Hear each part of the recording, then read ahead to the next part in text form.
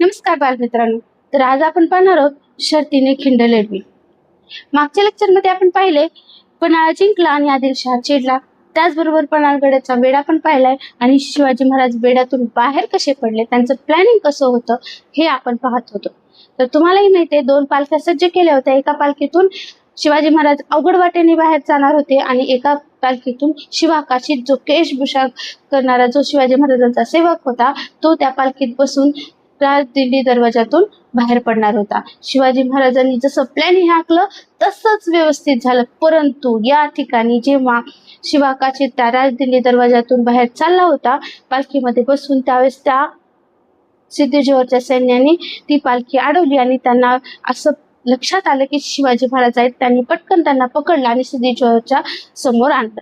सगळ्यांनी एकच जल्लोष सुरू केला, शिवाजी महाराज पकडला, शिवाजी महाराज पकडला. परंतु हे जेव्हा सिद्धेश्वरच्या लक्षात आलं की हा शिवाजी महाराज नसून शिवा काशीद आहे, त्यावेळेस त्याने द्वेषाने लगेचच त्याला जागच्या जागीच ठार केलं.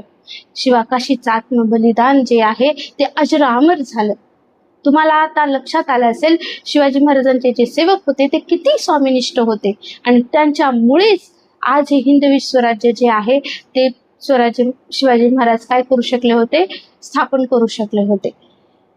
आता द्वेषाने या ठिकाणी सिद्धेश्वरने काय केलेलं आहे, चौताळून लगेचच शिवाजी महाराज हातावर तुरी देऊन गेलेलं लक्षात आल्यावर लगेचच सिद्धी मसूद नावाचा जो सैनिक होता, जो सरदार होता, त्याला पाठवून दिलेलं होतं आणि द्वेषानं ते पण निघाल्यानंतर काय झालं, शिवाजी महाराजांना पांढरपाणी ओढ्याजवळ गाठलं. त्यांनी गाठल्यानंतर या ठिकाणी शिवाजी महाराजांना आता वाटू लागलं की आपण पुढे जाणंही धोक्याचं आहे, इथं राहणंही धोक्याचं आहे. त्यापेक्षा आपण काय करू, शत्रूवर उलट जाऊन तोंड देऊ.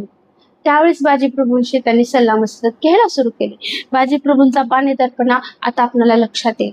बाजीप्रभू शिवाजी महाराजांना म्हणाले, महाराज, माझ्यासारखे बाजी तुम्हाला अनेक भेटतील, परंतु तुमच्यासारखे जे शिवाजी महाराज आहेत ते स्वराज्याला खूप गरजेचे आहेत. तुमच्यासारखे शिवाजी महाराज दुसरे भेटणार नाहीत.